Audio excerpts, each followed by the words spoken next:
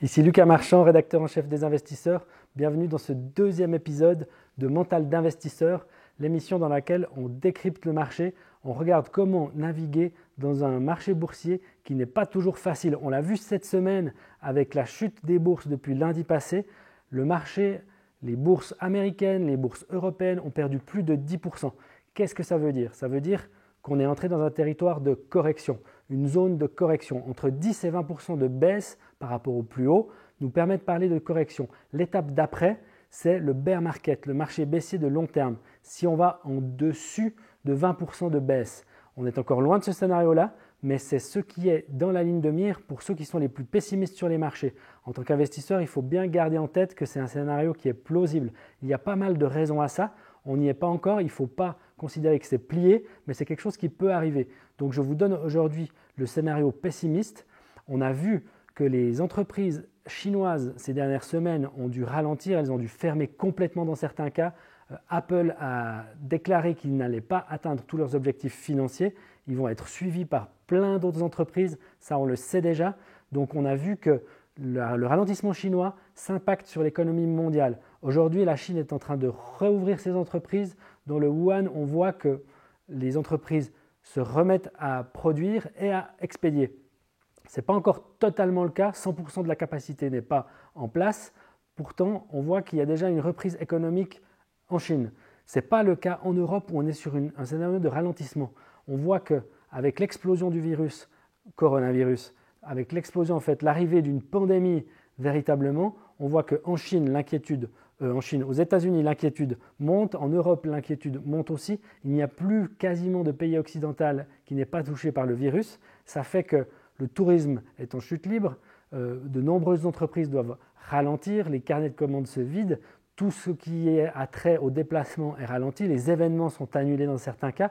On a vu que la Suisse interdit les réunions de plus de 1000 personnes. En France, c'est 5000 personnes. On a même vu certaines régions dans lesquelles il est interdit de se réunir à plus de 50 personnes. Donc c'est quelque chose vraiment de très puissant qui est en train d'arriver et qui va impacter l'économie de façon très forte. Et donc forcément, on arrive là dans un scénario de peur sur les marchés. On va vraiment surveiller ce niveau de peur cette semaine et on va faire très attention aux valorisations des entreprises parce qu'on sait que malgré la baisse qu'on vient d'avoir, il y a toujours une valorisation qui est élevée et que donc une chute plus importante des bourses est possible. Il ne faut pas non plus être trop pessimiste, c'est simplement quelque chose qu'il s'agit de surveiller. Donc aujourd'hui, je vais encore vous donner les choses à surveiller de près pour suivre les marchés et essayer un petit peu d'anticiper, de sentir ce qui va se passer dans les prochains jours. L'enjeu de cette semaine, donc la semaine de la peur, c'est de savoir s'il va y avoir un rebond sur les marchés. J'enregistre cette vidéo aujourd'hui lundi. Les marchés ont ouvert en Europe et on a vu que notamment le CAC 40, mais à peu près toutes les bourses européennes ont tenté un rebond. Ce rebond est en train de s'essouffler, donc on va peut-être assister à une nouvelle semaine de baisse. En tout cas, c'est la bataille qui va se jouer maintenant en bourse, de savoir si après une semaine de baisse très forte, de correction au-dessus de 10%, on va rebondir ou est-ce qu'on va continuer à descendre en direction du fameux bear market à moins 20%. C'est ça qui se joue maintenant. Ce qu'on va surveiller, c'est effectivement l'étendue et la vitesse à laquelle le virus est en train de se répandre, quels sont le nombre de cas, est-ce qu'en Chine ça va vraiment commencer à se résorber plus fortement et qu'on ne va pas voir une augmentation à nouveau des cas, comment les États-Unis vont gérer les cas qui sont arrivés chez eux et surtout comment les pays européens vont gérer ces cas. On voit qu'il faut bien suivre les décisions qui sont prises au niveau politique parce qu'elles impactent réellement l'économie. D'un côté, on va voir les mesures d'aide des gouvernements qui vont permettre peut-être d'aider les entreprises à passer ce cap du virus et à rester à flot ou en tout cas à ne pas avoir trop de dégâts pendant cette période. D'un autre côté, on va aussi voir que le gouvernement peut intervenir pour interdire des manifestations, limiter des déplacements et là, il va avoir plutôt un effet négatif sur les prix. Donc on observe bien ça. On regarde aussi ce que font les banques centrales. La Banque du Japon a déjà annoncé qu'ils étaient prêts à intervenir sur les marchés si la situation se détériorait. Même chose pour la Banque fédérale des États-Unis et même chose probablement bientôt en Europe, bien qu'il y ait une marge de manœuvre qui est beaucoup moins grande.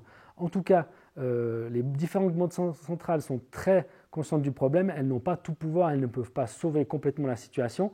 Le virus va continuer à impacter l'économie quoi qu'il arrive, mais une intervention des banques centrales pourrait aider les marchés à repartir vers le haut. C'est en tout cas ce qu'on va regarder. Dernier point, on va surveiller le niveau de peur sur les marchés et dans la population pour essayer de se rendre compte à quel point le marché va réussir à reprendre une dose d'optimisme ou pas. Parce qu'au final, ce qui détermine la capacité du marché à rebondir, c'est aussi ce que pensent les gens. Est-ce qu'ils sont plutôt dans un scénario où on va aller vers le mieux ou vers le pire? En tout cas, moi, je vais suivre ça de près. J'espère que vous aussi, vous allez regarder ça. N'hésitez pas à commenter cette vidéo. N'hésitez pas à me mettre un pouce en haut ou un pouce en bas. Et on se retrouve la semaine prochaine pour un nouvel épisode de Mental d'investisseur. À bientôt.